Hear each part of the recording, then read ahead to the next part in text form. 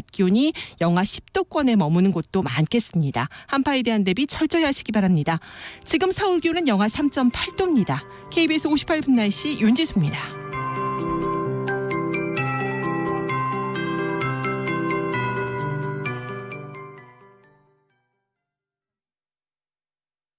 정성을 다하는 국민의 방송 KBS가 6시를 알려드립니다. AM 711kHz, FM 97.3MHz, KBS 1라디오입니다. HLKA.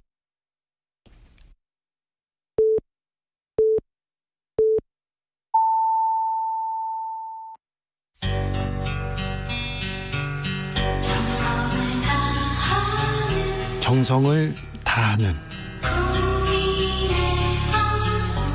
국민의 방송 KBS 주진우 라이브. 그냥 그렇다고요. 네, 주진우 라이브 이슈 티키타카 최진봉 교수, 김병민 비대위원 함께하고 있습니다. 4월 재보궐선거 이야기로 넘어가 보겠습니다. 국민의힘 서울 부산시장 보궐선거 후보 선출을 위한 본경선을 100% 여론조사로 치르기로 했습니다. 당내에서 좀 반발하지 않습니까? 과거의 경우라면 그럴지 모르겠는데요. 예. 지금 이번 보궐선거를 앞두고서 우리 당내에 있는 굉장히 다양한 의견들이 나오는데 그 다양한 의견의 교집합, 하나된 목소리는 무조건 이겨야 된다. 무조건 이기려면 어떡합니까? 100% 시민들의 목소리 들어야죠. 그래서 100% 여론조사를 결정해서 가는데 예. 그렇게 큰 부담감 없이 잘 진행되고 있는 상황입니다. 근데 저는 이렇게 생각해요. 지금 김병민 의원 말씀하시처럼 그렇게 갈 수 있다고 보고, 다만 예. 그러면 지금 일부에서 이렇게 얘기하잖아요. 국민의힘에서 안철수 대표나 아니면 금태섭 의원을 함께 포함시켜서 하려고 하는 게 아니냐. 저는 그건 아니라고 봐요. 무슨 말씀? 그러니까 제 말은 무슨 예. 말이냐면 국민의힘 자체적으로 경선을 치르고 나서 그 예. 후보와 예. 나머지 두 분과 단일화에 대한 협상을 할 수 있다고 보지만 그 두 분이 국민의힘에 들어가서 뛰면서 경선을 할 거라고 보지 않는다는 거예요. 그러니까 지금 현재는 안철수 대표나 아니면 금태섭 의원이 국민의힘에 입당을 하겠습니까? 저는 거의 그럴 가능성은 거의 없다고 봅니다. 뭐 100%라고 제가 말씀을 못 드리겠어요. 그러나 경선 전에 들어가서 국민의힘에 안에서 경선할 가능성은 낮다. 저는 그렇게 봐요. 그러면 100% 국민 경선이라는 것도 본경선 하기 전에 예컨대 그 자체적으로 국민의힘 후보들 간의 경선은 가능하겠죠. 그러나 나중에 이 두 사람과 즉 새 멤버가 되겠죠. 그러면 만약 국민의힘 후보를 선정하게 된다면 그리고 나서 또 다른 단일화 협상이 이루어질 가능성이 있다라고 보기 때문에 이 그 본경선 100% 여론조사가 안철수 대표나 아니면 금태섭 의원이 국민의힘에 입당한 이후에 일어날 가능성은 낮다고 보는 거죠. 그렇게 되면 국민의힘 후보들 입장에서는 약간 굴욕적일 수도 있고 힘 다 빠진 다음에 8강, 4강 다 뛰고 그 다음에 이제 결승 뛰겠다. 이러면 우리가 무슨 너무 복잡하게 생각할 이유가 없습니다. 예. 국민의힘은 국민의힘 나름대로의 자체적인 내부 절차를 거쳐서 후보를 만드는 과정을 거쳐갈 건데요. 예. 지금 이제 나오고 있는 각종 여론조사들이 있습니다만 지금 얘기되고 있는 후보들 중에 정확하게 내가 나서겠소라고 한 후보들이 그렇게 많지가 않습니다. 근데 나서겠다고 한 사람들도 아닌 상태 속에서 치러지는 가상의 여론조사인 겁니다. 우리 당이 지금 나오겠다고 얘기를 한 사람들 말고 이분이 나가는 것 아니야라는 부분들을 점쳐서 나온 여론조사에서 안철수 후보가 조금 높게 나오고 있는 상황이긴 합니다만은 이제 본격적으로 우리 당에서 나올 수 있는 모든 가용자능한 총 동원된 선수들이 나오게 될 것이고 또 여기는 지금까지 모습을 드러내지 않았던 사람들이 전격적으로 합류하게 될 가능성도 여전히 열려있다 생각합니다. 그리고 금태섭 의원이나 전 의원이나 안철수 대표 같은 경우도 얼마든지 함께할 수 있도록 공간을 다 열어놓고 있는 거거든요. 이 국민의힘이 보여줄 수 있는 한바탕 드라마가 쭉 올라가면서 어느 정도 국민 앞에 선보이는 시기는 아마 구정이 지나고 나서가 되겠죠. 구정이 지나고 나서? 왜냐하면 구정 전에는 후보 등록 다 받고 그리고 예비 경선 거쳐서 본 경선이 한참 지나서 후보가 나타나게 되면 한 2월 말 정도에는 후보가 확정이 될 것 아닙니까? 후보가 확정이 되는 2월 달에 여론조사를 한번 유심히 지켜보십시오. 타임캡슐을 타서 딱 지금의 여론조사랑 그때 것을 그때 가서 방송에서 꼭 한번 비교해봤으면 좋겠는데 그때 과연 여론조사 수치가 국민의힘의 후보와 그리고 바깥에 있는 금태섭 전 의원 혹은 안철수 대표 등과 어느 정도의 여론조사 수치의 차이가 나게 됐지. 여기에서 국민의힘이 압도적인 승기를 잡게 되는 순간이라면 그때는 오히려 얘기가 좀 많이 달라질 겁니다. 부산시장은 그래도 서울시장에 비해서는 그 후보들이 거의 윤곽이 나타나는 거 아니에요? 국민의힘 같은 경우? 지금 여론조사상에 부산에 이미 나오겠다는 사람들이 꽤 있기 때문에 예. 나오겠다는 사람들 중심으로 여론에서 차이가 많이 나는데요. 근데 선거는 앞으로도 90여일이 좀 넘게 남은 상황이고요. 예. 이번 서울시장, 부산시장 보궐선거는 마지막 순간까지 굉장히 많은 변수들이 존재하고 있는 터라 예. 아마 그냥 심겁게 이대로 끝나는 것 아니야? 라고 하는 생각에 또 다른 변수들이 작용할 가능성도 있다고 봅니다. 그럼 여당도 그럼 마찬가지일까요? 우상호 의원 네. 사실 공식적으로 출마한 사람 우상호 의원 하나밖에 한 없는 명밖에 거죠. 없어요 지금 현재. 그리고 이제 나머지 두 분은 어떻게 되는지 아직 결정은 안 한 상태고 지금 예. 만약의 경우에 지지율에 큰 변화가 없고 지금 이제 국민의힘에서 얘기하는 것처럼 우리 김병민 의원이 얘기했던 것처럼 만약에 제3의 후보가 또 지금까지 거론되지 않은 분이 나오게 된다고 하면 여당도 적절한 카드를 준비할 가능성은 저는 있다고 봅니다. 지금 현재 지지율상으로 물론 뭐 그 지지율이 계속 갈지는 모릅니다. 아직 90일 남아 있으니까. 예. 그럼에도 불구하고 야당이 유리한 쪽으로 계속 이제 추세 자체가 그렇다는 말씀을 드리는 예. 것이고요.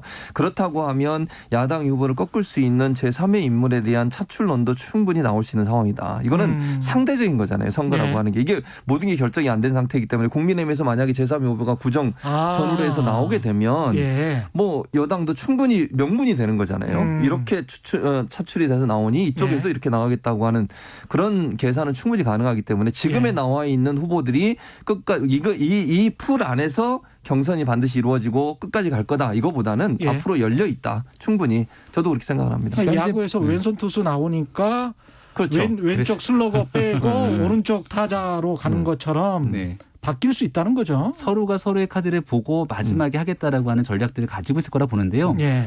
근데 이제 더 미룰 시간이 없습니다. 예. 너무 많이 와 있기 때문에 최소한도 국민 앞에 선보이는 건 이번 구정 때는 거의 모든 것들이 다 선보여줘야 되거든요.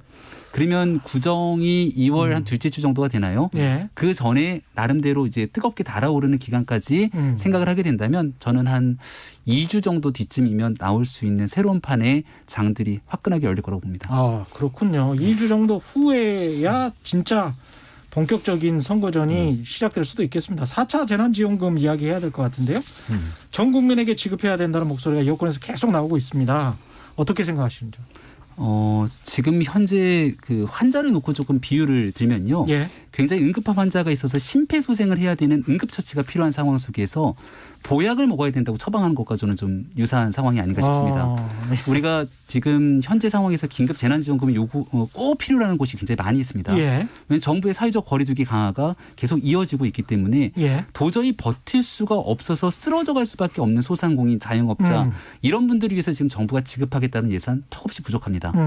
그렇다면 지금 언제까지 끝날지 모르는 이 위기 상황 속에서 예. 정부의 한정된 자원을 어디에 투입해야 되는 것인가? 예. 아주 답은 명확하거든요. 100만 원, 200만 원, 300만 원 준다고 이 문제 해결할 수 있는 것인가?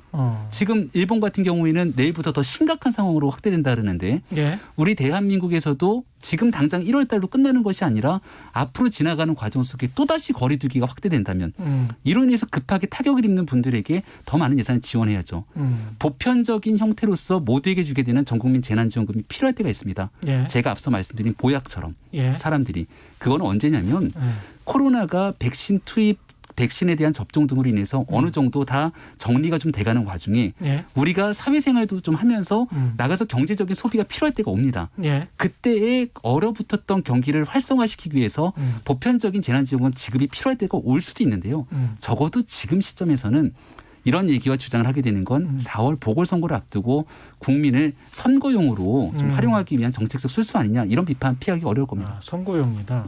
저는 그렇게 생각하지 않습니다. 예. 왜냐하면 우리나라 국민들 정치 수준과 의식이 얼마나 높은데요. 이거 예. 돈 몇 푼 준다고 그거 뭐 10만 원, 20만 원 준다고 여당 찍고 뭐 야당 안 찍고 이런다고 보지는 10만 원, 않고. 20만 원이 아니라 100만 원.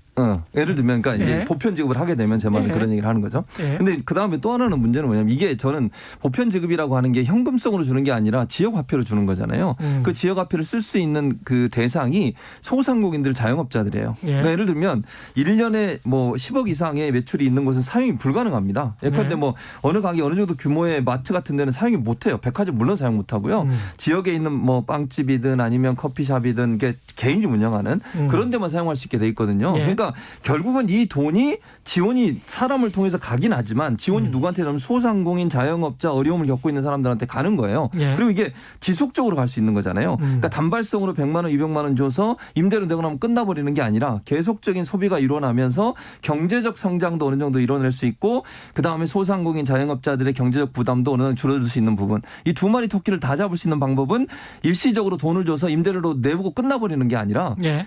계속 사용할 수 있도록 만들어주는 거죠. 근데 그 돈이 현금성으로 내가 저축을 하거나 아니면 내가 뭐 돈 많은 가게에 가서 또는 뭐 큰 가게가 쓰는 게 아니라 조그만 가게 쓰기 때문에 그 자체로 저는 도움이 된다고 보고 예. 다만 이제 김병민 의원이 지적한 그 부분.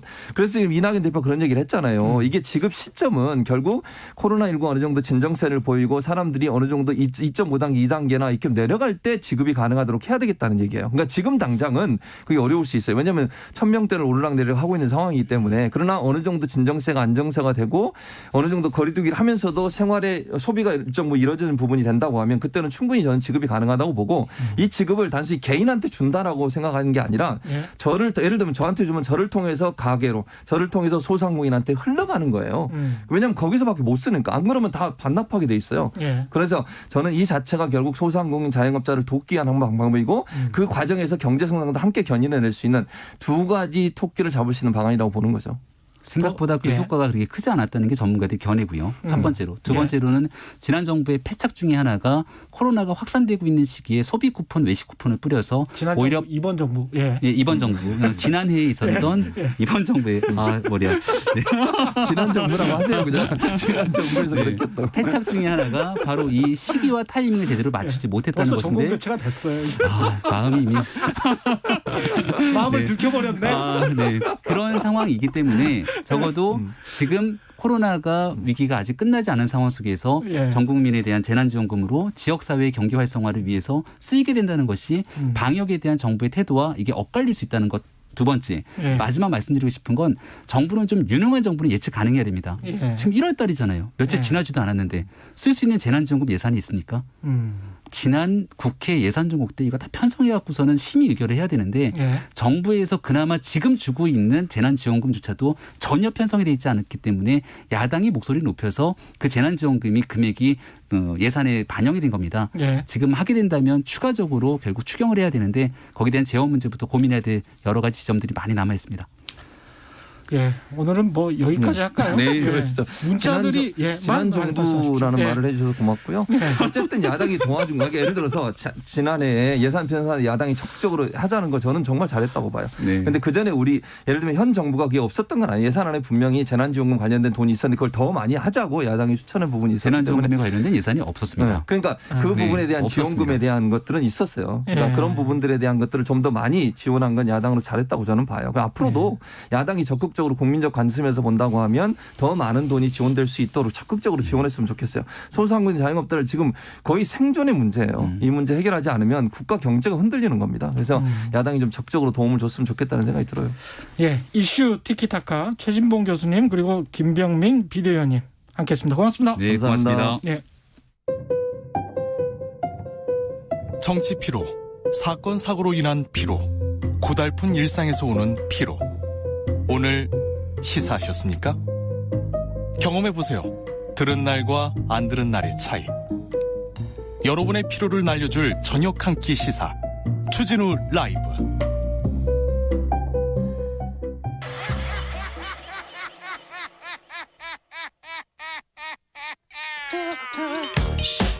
네, 발로 뛰는 기자, 탐구하는 기자, 세상에 질문을 마구 던지는 기자, 기자가 본 오늘의 세상, 기자들의 수다.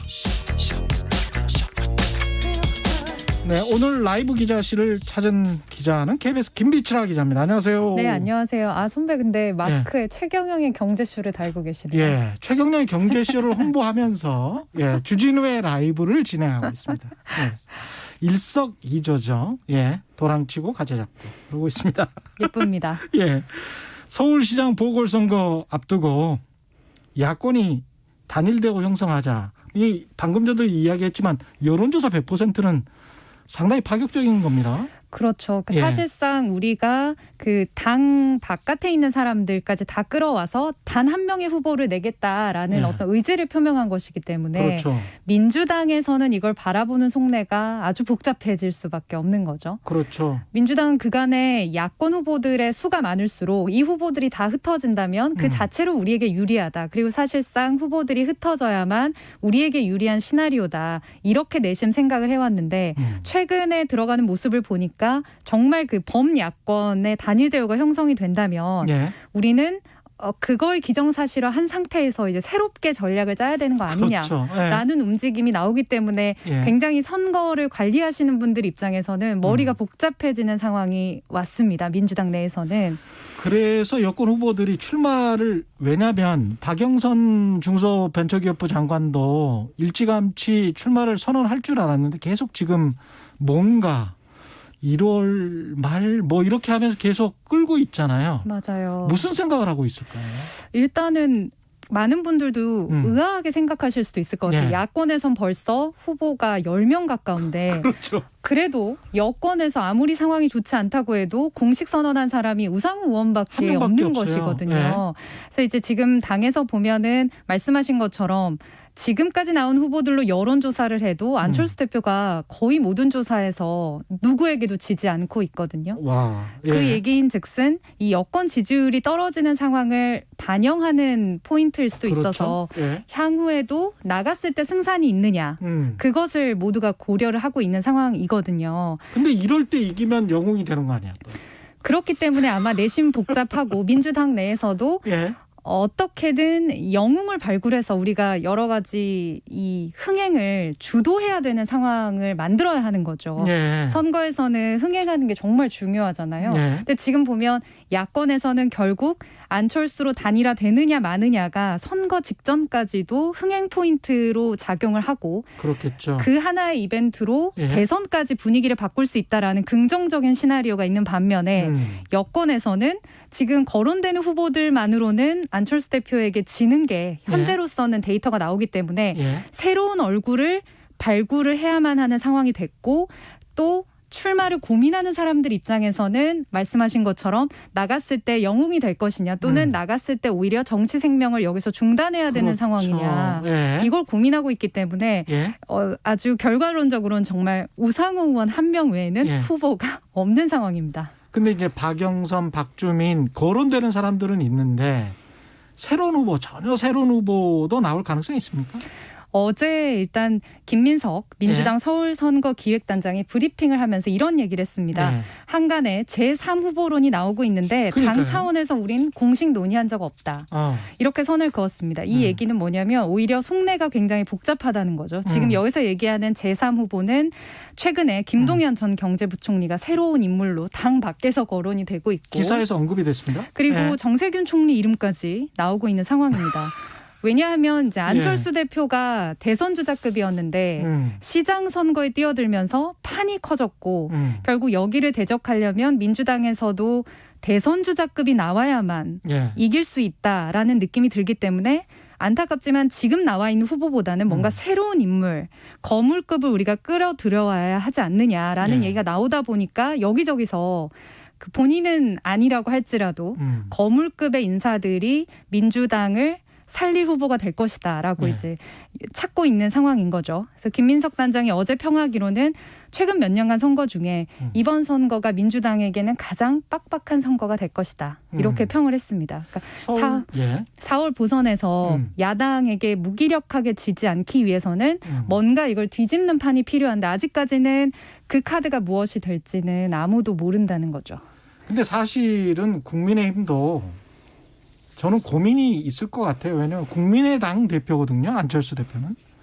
근데 안철수 대표가 국민의힘의 후보들을 다 제치고 국민의힘의 후보처럼 서울시장에 당선이 된다면 불임정당의 이미지도 좀 있고 그다음에 안철수 대표가 1년 동안 서울시장을 하면서 국민의힘과 화합을 잘해서 서울시장을 이끌어가면 대선에도 네. 좋은 영향을 끼칠 텐데 네. 그렇지 않을 가능성도 있단 말이죠. 그렇죠. 예, 그러면 서울시장은 차지하고 오히려 대권은 못 차지하는 것 아닌가 그런 어떤 아주 복잡한 거기도 속내가 있을 것 같다는 생각이 듭니다. 네. 예. 이제 그럼에도 야당에서는 지금 야당이 무언가를 치고 나갈 기회를 만들어야만 대선에서 승산이 있기 때문에 그렇죠. 예. 일단은 우리가 힘을 모아서 이기고 보자라는 이기고 쪽으로 보자. 모아진다면 민주당 입장에서는 무섭다, 준비해야 된다 이런 상황이 오는 좀 재밌는 판으로 바뀌고 있습니다. 선거는 또 기세니까요. 예. 9297님 지금 여권 인물로는 안 됩니다. 이런 의견 주셨고요. 선거 이야기 그만하고 정인이 사건 관련해서 국회도 움직이고 있습니까? 네, 대통령과 국무총리가 언급을 했고 지금 네. 이 시각 이낙연 대표 같은 경우는 강서구에 있는 예. 아동보호기관을 또 직접 방문을 하고 있거든요. 국회에서 제2의 정인이 막는 법 나와야 한다라는 예. 얘기가 나오면서 엄청난 의원들의 발의가 이어지고 있습니다. 예. 학대 아동 보호하는 법, 형량 높이는 법, 뭐 경찰의 책임을 강화하는 법안 등 예. 어제 오늘 해서 뭐 국회의원들 기자회견하고 발의하는데요. 예. 사실 이 모든 법안들 정말 제가 좀 살펴봤는데 예. 지난해 말까지만 해도 한 80여 건이 나왔는데 아. 다 대동소이한 법안입니다. 예. 법안이 발의되지 않아서 없었던 것이 아니라 국회에서 무관심 속에 이 법안들이 한 번도 제대로 논의되지 않고 통과되지 않은 채 있었던 건데 예. 이 사건이 나오니까 이제 너도 나도 전에 냈던 법안들 이제 와서 통과시켜달라고 회견을 한다거나 예. 아니면 보도자료 내고. 예. 네, 본인이 이제 이전에 있는 법안들 중에 통과되지 않은 내용들을 똑같은 내용인데 또 발의를 하거나 이제 이런 상황들이 어제 오늘 예. 국회에서 펼쳐지고 있어서 좀 보는 마음은 씁쓸합니다. 이게 뭐 법안이 통과된다. 통과를 다 못 시킬 거 아니에요. 이 많은 법안들을. 이것도 참 웃을 수가 없는 상황인 게 이 많은 법안들을 심사를 해야 하는데 그렇죠. 임시국회는 8일 날 끝나잖아요. 예. 그래서 지금 이 시각 법사위에서 다급히 이 정인이법 중대재해법 심사를 빨리 마치고 정인이법 심사를 해야 된다. 아, 또? 네, 그래서 8일 날 통과시켜야 하는데 근데 사실 예. 이 시간들이 너무 촉박한데 오늘 이제 며칠이에요? 와서 1월 6일이죠. 네. 예. 그래서 오늘 내일 해서 본회의에서 통과시키겠다고 이제까지 아무것도 하지 않다가 예. 지금 복지위와 법사위에서 갑자기 이 정인이법과 관련해서 아동학대 법안들을 예. 들여다보기 시작했습니다. 아니 국회의원들이 쇼맨들인 것 같아요. 가끔 보면 이게 정치 쇼를 하고 있는 것 같기도 하고. 멀리서 보면 참 우습기도 한데 예. 가까이서 보면 또 뭔가 이렇게 할 수 있는 권한들이 참 많구나. 예. 그런데 하지 않는구나라는 예. 것들을 좀 무섭게 느끼기도 합니다. 따박따박 그런 일들을 꾸준히 해 나갔으면 되는 거 아니에요? 네. 정쟁을 할 때는 하더라도. 예. 어제 오늘 이 정인이 사건이 굉장히 이제 많은 여론이 들끓으면서 현장에 있는 전문가들 중에 이제 제가 취재를 하려고 전화를 해본 분들의 얘기에 의하면 예. 꼭 이런 사건이 터지면 그렇죠. 현장에 있는 사람들에게 갑자기 뭔가를 강화하라고 위에서 지시가 내려오는데 현장에서는 체계적인 시스템도 없고 예. 훈련받은 전문가도 없는데 일만 늘어나게 되고 결국 이제 이걸 막을 수가 없는데 법안만이 능사는 아니다. 이렇게 그렇죠. 얘기를 하고 있습니다. 이 법안도 계속 지금 미뤄졌던 게 중대재해기업처벌법인데 이거는 뭐 통과시키겠다고 합의는 한 것 같더라고요. 원내대표들이. 네, 어제 원내대표가 만나서 예. 1월 8일에 본회의를 열어서 통과시키자. 음. 결국 이렇게 얘기를 했기 때문에 임시국회에서 통과 가능성은 높아졌다고 봐야겠죠. 그렇죠. 근데 예. 문제는 법안 내용입니다. 음. 정작 이 법안 통과를 바랐던 유족들과 정의당은 정의당. 예. 이 법안을 지금 사실상 받아들일 수 없다라는 쪽으로 점점 더 가고 있습니다. 예. 아시는 내용 것처럼. 자체가 조금 많이 후퇴한 건가 보죠? 네. 예. 일단 이 법안을 제정하자고 하는 쪽에서는 기존의 법안이 처벌이 워낙 약하게 돼 있기 때문에 기업들에게 경각심을 줄 수 없다. 그래서 처벌 수위 자체를 높여야 한다라고 이 법안을 냈는데 예. 정작 그 법안들이 정부와 여러 부처들 의견이 나오다 보니까 상한선들이 다 깎이고 처벌에서 핵심이 빠지게 되는 상황들이 지금 물론 소위 단계지만 나타나고 있거든요. 예. 그래서 결국 지금 소위를 하고 있고 지금 이 시각에도 하고 있는데 뭐 가장 핵심이었던 예. 과연 그 사업장 규모별로 유예를 할 것인가.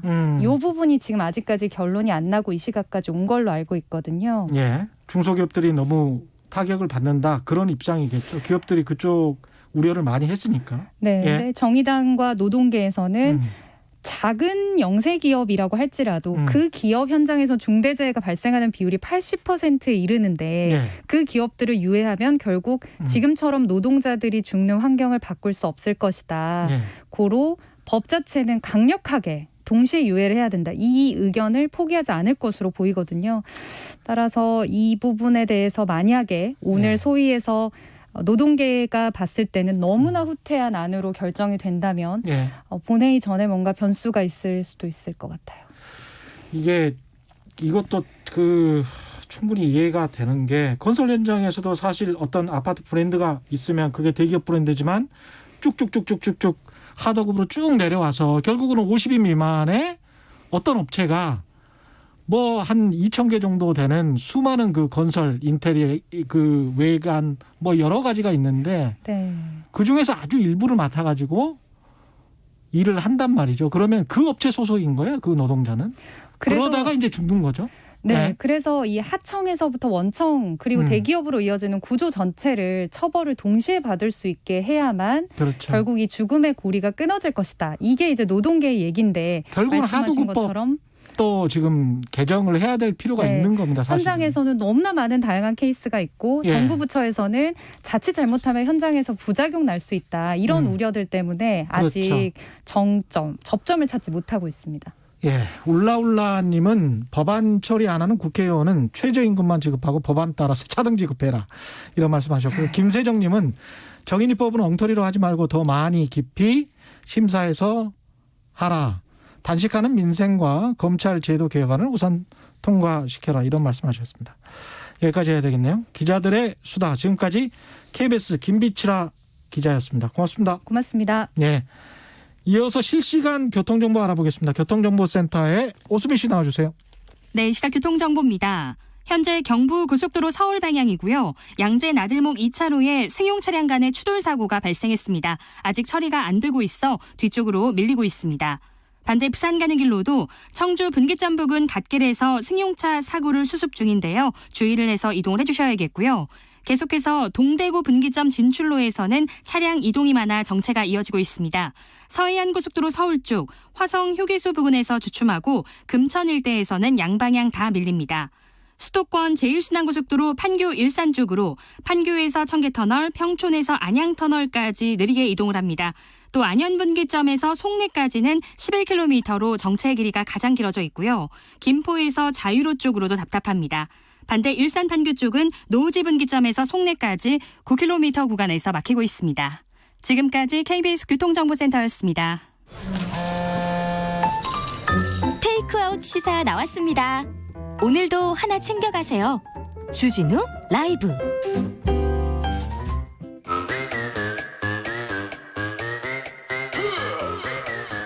모두 정숙해 주십시오. 재판 5분 전입니다. 재판부 입장하고 변호사들 들어왔습니다. 그럼 사건 번호 0106 새해 첫 재판 시작하겠습니다. 예, 오늘 재판은 역시 비대면으로 진행합니다. 양절 변호사님 출석하셨죠? 네, 양절입니다. 출석했습니다. 예, 박지훈 변호사님 출석하셨죠? 네, 출석했습니다. 박준입니다. 예, 반갑습니다. 2021년 올해 큰 재판들 미리 좀 들여다보겠습니다. 다음 주부터 굵직굵직한 재판들이 예정돼 있는데요. 어떤 재판들이 잡혀 있는지 하나씩 살펴보겠습니다. 먼저 박근혜 전 대통령 재상고심 선고가 있죠? 네, 그렇습니다. 14일이 있죠. 예. 그러니까 재상고심이라는 게 한번 이제 항소심으로 내려갔다가 대법원까지 왔다가 항소심으로 다시 돌아갔다가 다시 올라와서 이제 선고를 최종적으로 하게 된 겁니다. 예. 특별한 문제가 이번에도 또 혹시 없다라고 한다라면 아마 이번엔 최종적으로 결정이 될 것 같고요. 예. 사실 이제 특별한 문제가 있기는 어려운 게 왜 이 대법원 선고가 있다가 다시 항소심에 갔다가 내려오게 됐냐면 처음에 그 대법원에서 선고를 할 때 이 지난 항소심에서 징역 30년 선고를 했었거든요. 예. 그런데 이제 대통령이 대통령 시절에 받은 뇌물 같은 경우에 이 보통은 다 묶어서 선고를 하는데 그럴 경우에는 특정 범죄 가중처벌에 관한 법률상 나눠서 선고를 해야 됩니다. 그러니까 한 번에 선고를 하지만 뇌물 관련은 몇 년이고 나머지 범죄는 몇 년이다 이렇게 선고를 해야 되기 때문에 예. 그 부분만 주로 다시 볼 있습니다. 그래서 14일 날 제3고심 결과가 나온다고 해도 크게 형량이 달라지거나 하진 않고요. 그냥 계산만 좀 다르게 한다. 그러면 아마 30년 안팎으로 나올 것으로 보입니다. 30년 안팎. 박지우 변호사님도 비슷한 의견이십니까? 네, 그렇습니다. 파기 한송이 돼서 취지가 지금 양절 변호사 설명하신 것처럼 예. 그 법률적 의미 때문에 파기가 됐던 부분이거든요. 예. 그래서 무죄는 나오지 않습니다. 더 많이 나오지는 않겠지만 30년 모르겠어요. 조금 줄을 수도 있을지만 제가 봤을 땐 그대로 나올 거예요. 그냥 30년 정도 그대로 나올 걸로 보고 예. 그날 확정될 걸로 생각이 됩니다. 더 이상 예. 변동은 없을 것 같습니다. 그날 확정이 되면 박 전 대통령의 사면이 법적으로 가능하게 되는 거죠? 법률적으로 특별 사면 얘기가 나오는데요. 예. 그러니까 이게 대통령에게 주어진 아주 특별한 권한이죠. 이게 이제 원래는 어떤 사회적 합의가 필요하다거나 사회 화합을 위해서 이루어지는 거고, 특별 사면권이라고 하는 게 남용되는 걸 막기 위해서 사실은 이제 사면을 하기 위해서 어떤 조건들이 있어야 된다. 법무부의 사면위원회를 거쳐야 되고, 예. 양형 성적이 우수하다든가, 총형기 몇 년을 지나야 된다든가 이런 제한들은 있습니다. 제한들은 있는데 예. 그게 법적 제한이라고까지는 볼 수 없어요. 원래 이제 대통령의 사면이라고 하는 것 자체가 특별한 사면이기 때문에 예. 그래서 진짜로 마음을 먹는다고 한다면 불가능한 구조는 아닌데 일반적인 사면 기준은 충족하기려면 아직 멀었죠. 아, 그렇군요. 그러니까 법적으로는 형이 확정되면 이제 더 이상 할 수 있는 재판이 없습니다. 그렇기 네. 때문에 사면의 대상은 됩니다. 재판 중이면 사면을 할 수가 없는데 지금 이달 14일 정도 되면 아마 결정이 날 걸로 확정될 걸로 저는 그렇게 보거든요. 그렇죠. 그때부터는 대통령 결심에 따라서 사면도 가능한 그런 법적 상태다. 그렇게 봐도 될 것 같습니다. 예. 나마스테님은 사면이라뇨. 대통령이 법 위에 있습니까? 이런 의견을 주셨고요. 모르겠습니다. 저도. 사면이 이제 예. 정치적 얘기고 여러 가지 얘기들이 많은데 예. 기본적인 전제 조건은 뭔가 반성을 하고 이제 이런 게 또 있어야 되는데 아직까지 박 전 대통령이나 이명박 전 대통령 반성이 도는 부분이 전혀 없거든요. 그런 상황에서 사면을 지금 할 수 있는지 그 부분이 가장 조금 좀 문제가 아닌가 저는 그런 생각이 좀 듭니다. 반성 이야기하니까 조국 전 장관의 부인 정경심 교수의 판결문에도 반성이 없어서 중형을 때리는 걸로 법정 구속도 됐죠. 예. 그런 근데 생각. 이 경우에 이제 사면 같은 경우는 조금은 달라지는 게요. 예. 지금 말씀하신 경우는 이제 재판이 계속 중인 상황이지 않습니까? 예. 재판이 1심이었지만 정경심 교수 같은 경우 항소심도 있고 또 항소심 이후에 서류만 가지고 신문을 심리를 하긴 합니다만 대부분 또 남아 있고 그런 경우이기 때문에 사실은 재판 진행 중에 반성을 한다라는 게 경우에 따라서는 인정하는 것처럼 하고 반성을 할 수도 있지만 사실 자기가 억울하다고 생각하면서 재판을 다투는 과정에는 반성한다고 하는 것 자체가 있기가 어려운 상황이잖아요. 예. 예, 근데 이제 사면을 논의하는 그런 단계에서는 아까 박지훈 변호사 얘기한 것처럼 형이 완전히 확정된 다음에 그러니까 이제 법원의 손을 다 떠난 뒤에 예. 그 다음에 이제 국가와 사회에 대한 반성의 모습을 보일 것이냐 말 것이냐의 문제이기 때문에 예. 그 말씀하신 것처럼 재판 진행 중인 상황에서의 반성하고는 좀 차이가 많이 나는 거고요. 그럼에도 불구하고 이 사면 얘기가 나오는 이유는 뭐냐면 이건 법적인 얘기가 아닌 거거든요. 사실. 정치적인 이야기군요. 예, 완전히 정치적인 얘기고요. 지금 제가 이름이 정확히 떠오르지 않는데 미국의 그 트럼프 대통령 같은 경우 예. 그러니까 대선 기한 진행 중에 예. 자기의 굉장한 정치적인 어떤 큰 측근 최측근이라고 분류되는 사람이지만 예, 아주 저도 갑자기 이름이 떠오르지 않네요. 예, 맞습니다. 예, 근데 사면했어요. 안 떠올라요? 아무 조건 없이 사면을 시켜버렸잖아요. 예. 그러니까 원래 그런 식의 사면인 겁니다. 우리 사면 제도가 미국식 사면 제도를 본다는 거거든요. 그래서 항상 대통령이 그런 사면권을 남용하는 것을 어떻게 막을 것이냐를 논의는 있지만 애초에 법 위의 제도이기 때문에 예. 그래서 제가 이제 마음 먹고 하려고 한다면 어느 조건도 따지지 않고 할 수는 있는 거라는 겁니다. 그렇군요. 손민상님은 사면을 하더라도 형 확정 선고 받고 복역중도 아니고 다음 정권에서 논의되는 게 맞다고 봅니다. 정작 당사자들은 정치 보복이다. 반성도 안 하고 있는데 지금 박근혜 전 대통령 같은 경우는 3년 10개월 정도 수감 생활을 했고요. 전체 형량이 만약에 30년 나온다면 10분의 1가량 복역을 네. 한 거죠. 예. 네. 조국 전 장관 재판도 지금 잡혀 있는데 15일입니다. 요거는 15일 그 다음 날 바로 재판이 열립니다. 예. 지금 뭐 코로나 등등으로 재판이 지금 서울에 있는 법원들이 좀 중지가 많이 됐어요. 그럼에도 불구하고 15일 날 재판이 열리면서 아마 제일 중요한 부분이 그 장학금이 뇌물이었냐 이 부분 볼 거고요. 예. 그리고 유재수 경제부시장, 부산시 경제부시장한테 이 비위 의혹을 알면서 감찰 중단을 시켰냐 이 두 가지 직권남용죄 등등에 대해서 예. 재판을 지금 뭐 새롭게 지금 열릴 걸로 보입니다. 어떻게 예상하십니까? 일단은 뭐 재판도 꽤 길어질 것 같아요. 근데 이제 좀 한 가지 좀 눈여겨봐야 될 게 예. 정경심 교수 재판에서 좀 예상하고 다른 부분도 많았기 때문에 이게 장학금을 뇌물로 보기가 좀 상식적으로 좀 이해하기 좀 어려운데 예상하기가 좀 쉽지가 않을 것 같아요. 또 이것도 법원에서도 장학금도 뇌물에다 또 법리대로만 판단한다면 그런 가능성도 있는 거니까. 의전원 장학금 200만 원씩 한 2번 받은 거 그거였죠? 예, 그 돈이 지금 뇌물로 받은 거라는 거거든요. 예. 정확히는 3번 정도. 네. 3번이었나요? 예. 네. 근데 이게 왜 박지훈 변호사가 과연 이게 뇌물이냐는 얘기를 왜 하냐면 예. 사실은 이제 그 장학금을 주기 시작한 시기가 민정수석이 되기 전에 서울대 교수 시절일 때 그렇죠. 이 딸에게 장학금을 주기 시작을 했거든요. 박근혜 때부터. 2015년인가 그랬던 것 같아요. 박근혜 예. 정부 때부터요. 예. 그러니까 그렇게 서울대 교수이고 또 정권도 박근혜 정권 시절에 그 조국 전 장관이 그 당시에 그 정권이 바뀌고 민정수석이라는 아주 중요한 자리에 앉으리라는 것을 예상하면서 주기는 불가능하잖아요. 그렇죠.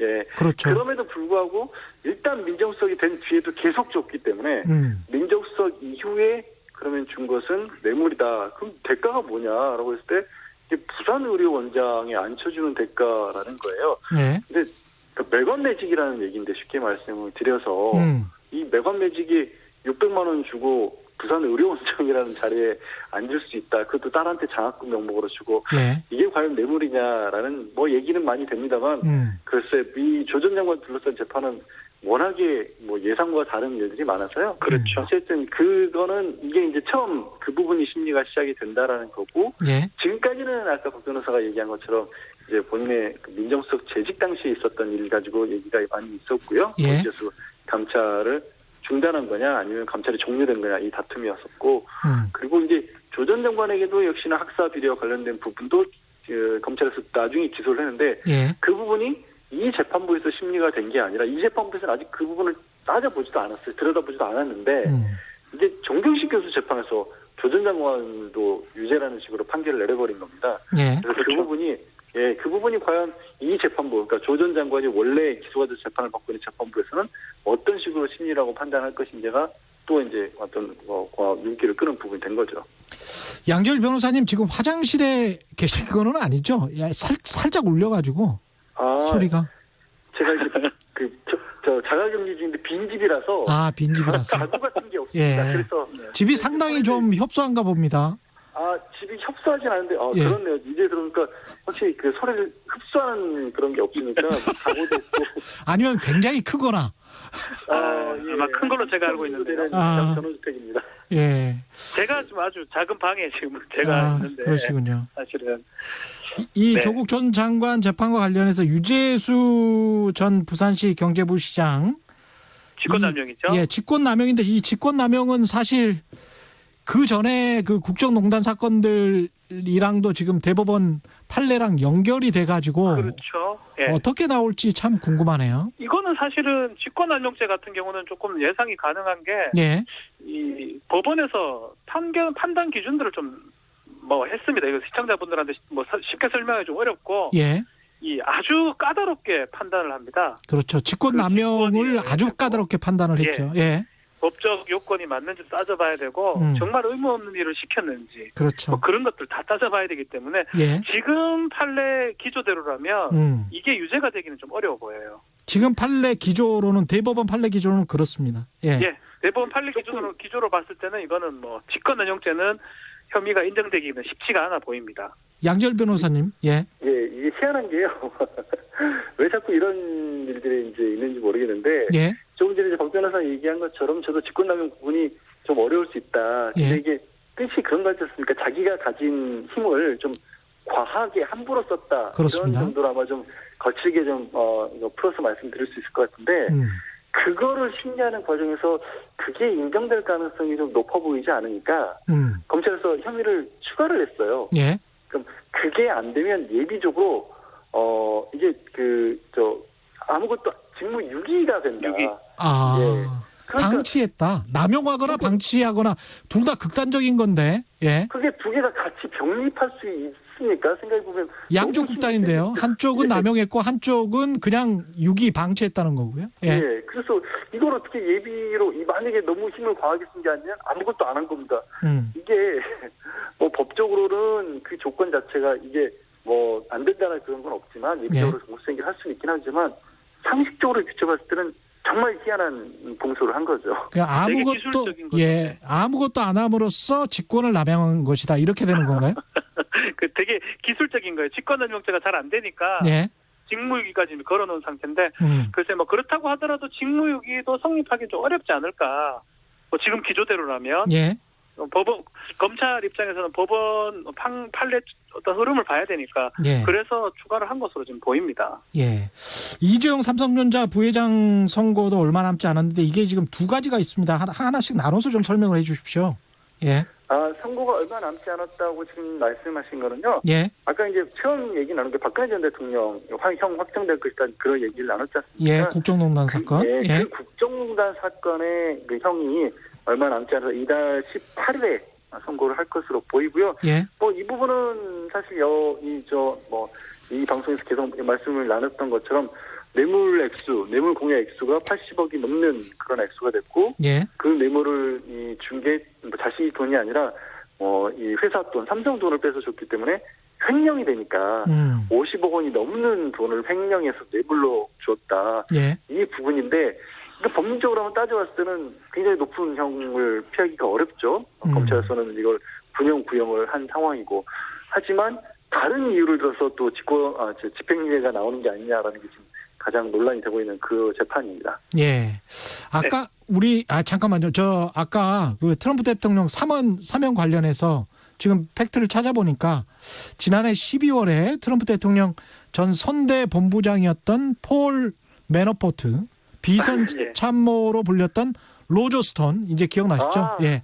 사위인 제라드 쿠시너 백악관 선임보좌관의 부친 찰스 쿠시너 그러니까 사돈이죠, 사돈.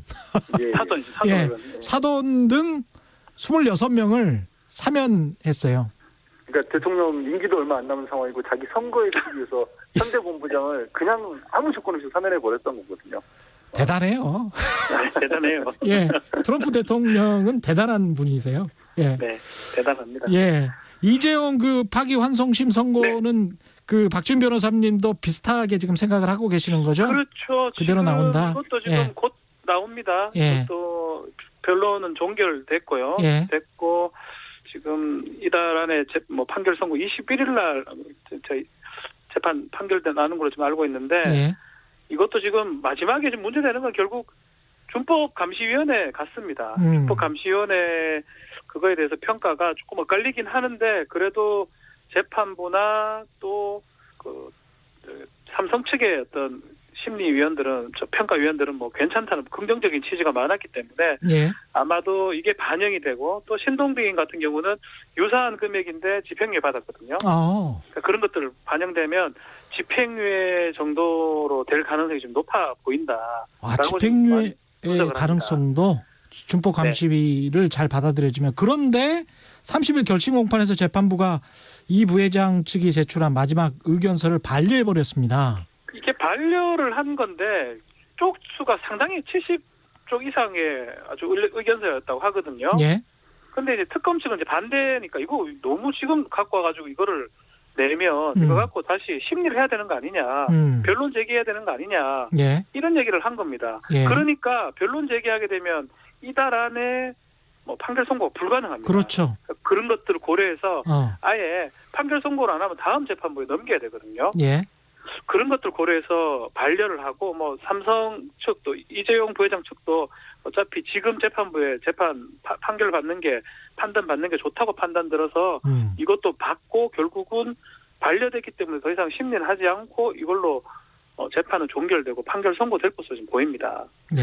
근데 그게 좀 이상하지 않으세요? 그러니까 무슨 말씀이냐면 예.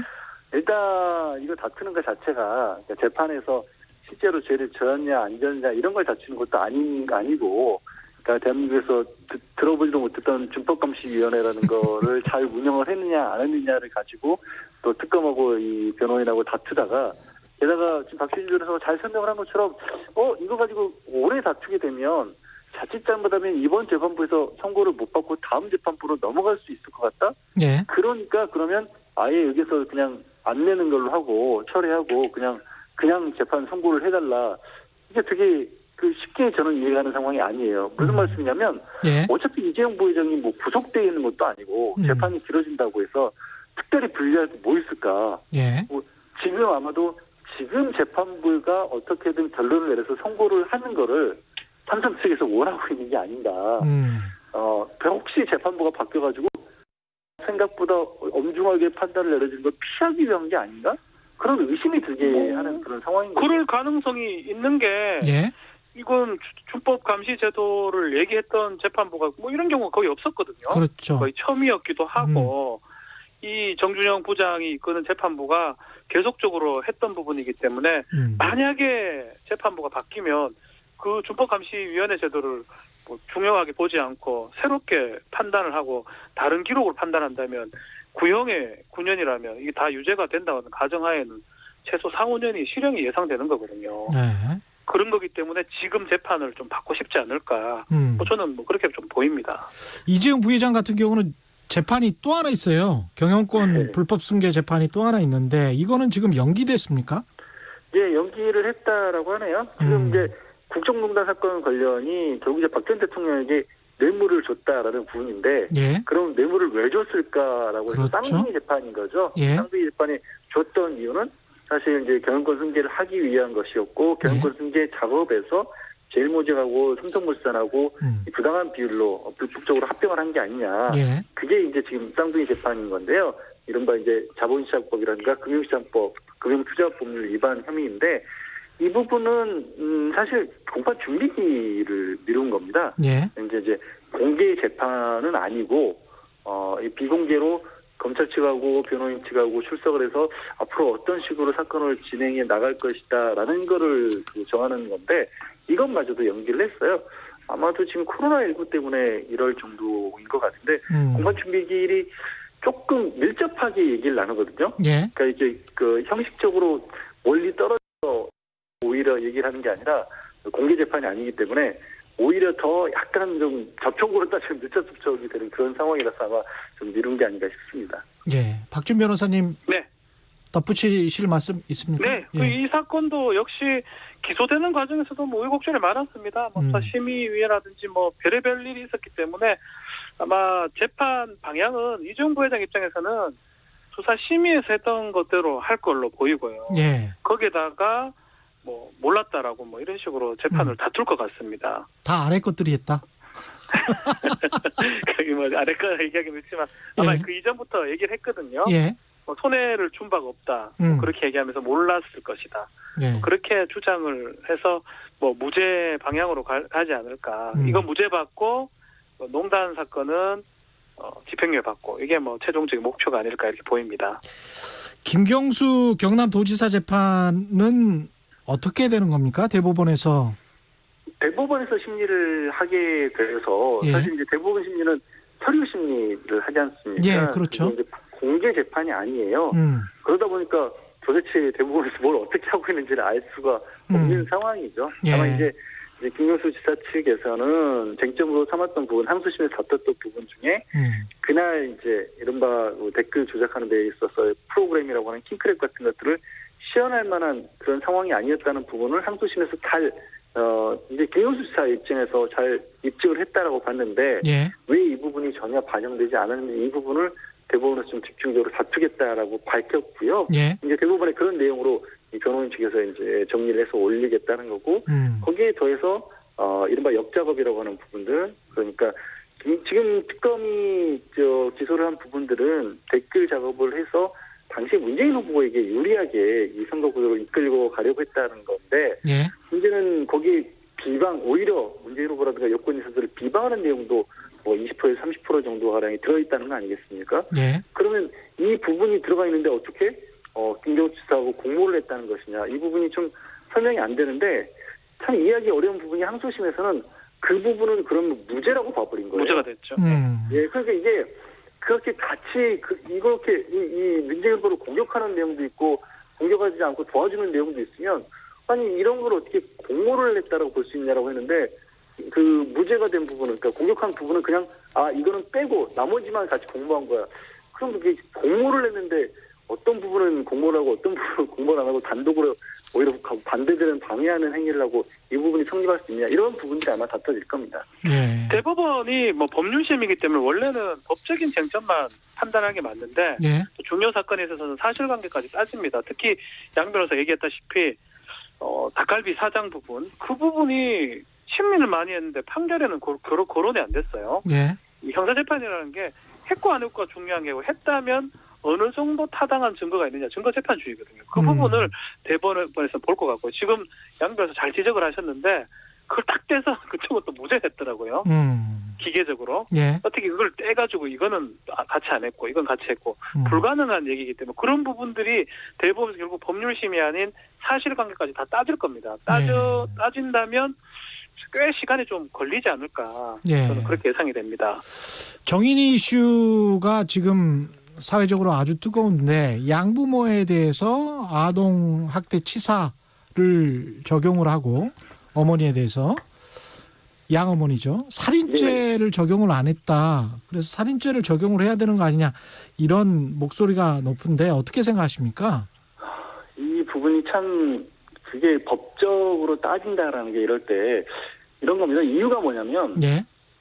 아이를 지속적으로 괴롭힌 건 정말 명백해 보여요. 경찰 수사 과정에서도 6월부터는 최소한 지난해 6월부터 아이가 숨졌던 10월까지 계속 괴롭혔던 겁니다. 예. 그런데 그 괴롭혔던 게 어떤 아주 굉장히 강한 어떤 한순간의 괴롭힘, 폭력 이런 걸로 아이가 목숨을 잃을 만큼의 그런 정도의 폭력이 한 번에 주어진 것 같지 않다라는 겁니다. 그러니까 그랬기 때문에 그때 당시에 나의 목숨을 뺏을 의사까지는 없었다 이렇게 보는 건데요. 예. 근데 제가 설명을 드리면서도 참 답답하고 화가 나는 게 괴롭힘을 당한 아이 입장에서는 그렇게 긴 시간 동안 괴롭힘을 당한 게 훨씬 더 큰 정말 아픈 그렇죠. 일을 겪은 거 아니겠습니까? 그렇죠. 그런데 이거를 이제 법 이론상 제가 말씀드린 것처럼 한 번 내지 두 번의 강력한 어떤 폭력이 없었기 때문에 그때는 아이 목숨까지 뺏을 의사가 없었다라고 보는 게 맞는지 다른 유형의 범죄, 성인을 대상으로 한 범죄하고는 좀 다르게 기준을 잡아야 되는 게 아닌가 싶습니다. 박진미 변호사님. 살인죄가 가능할 것 같아요. 살인죄 왜 되냐면 살인죄라는 거는 결국은 사망을 의혹했고 결국 사망의 결과가 발생해야 되는데 예. 그 전날 CCTV를 좀 주목할 필요가 있을 것 같아요. CCTV 보면 아이가 상당히 어린이집에서 아파하는 모습들이 보이거든요. 또 어머니하고 아버지가 양모가 그것을 인지하고 아이를 데려가는 모습이 있는데 예. 아이 같은 경우는 뭐 의사표시를 할 수 없기 때문에 충분히 그런 어떤 몸 상태를 인지함에도 불구하고 죽어도 상관이 없다. 이 마음이 미필적 고의입니다. 예. 그래서 미필적 고의에 의한 살인까지 또 병원에 데려가야 될 의무가 있어요. 부모라면. 그렇죠. 예. 양부모든 누구든 간에. 그런 부분까지 한다면 재감정을 통해서 수사기관이나 검찰에서는 공소장 변경도 살인죄로 가능하지 않을까 이렇게 저는 예상을 합니다. 예, 재판 5분 전 여기서 마쳐야 될 것 같습니다. 양재열 변호사님 그리고 박지은 변호사님이셨습니다. 고맙습니다. 네, 감사합니다. 예, 8258님 주진우 라이브 진행하시느라 최경영 기자님 고생 많으셨어요. 당진은 눈앞을 가립니다. 운전 주의하세요. 이렇게 말씀하셨네요. 이수봉님 안산에도 눈이 와요. 내일은 좀 일찍 출근해야 합니다. 퇴근길 눈 오는 곳이 많나 봅니다. 운전 조심하시고요. 알렉스 에즈원의 하얀 겨울 들으면서 최경영이 진행한 주진우 라이브 오늘로 마칩니다. 내일은 자가격리를 마치고 주진우 기자가 돌아옵니다. 따뜻하게 맞아주시기